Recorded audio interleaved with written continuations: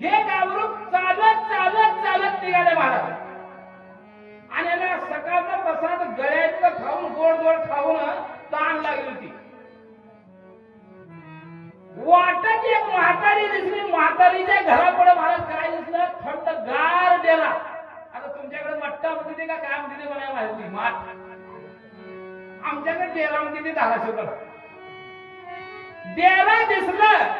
पोरग पळत पळत पळत पळत म्हातारीकडे गेलं. माय माय माय माय माय म्हणलं. म्हातारीने असं बघितलं मला. आता लेकरू आले. लेकरू म्हणलं तर 22 वर्षाचा होडा जात. कारण लग्न आता होईना ते माय. म्हातारीने म्हणलं काय रे बाबा काय आहे माय मला लय ताण लागले. ये म्हणली म्हातारीला. गेला बसला. कुण्या गावचा येतं म्हणले. आम्ही मट्टी सालगर जाऊ.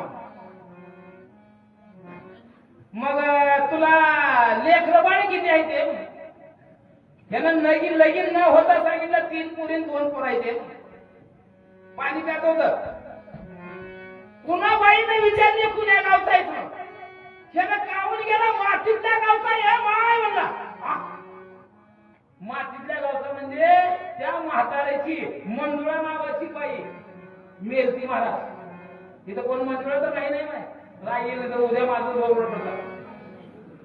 त्या म्हातारीनं म्हणली काय सांगा म्हणले.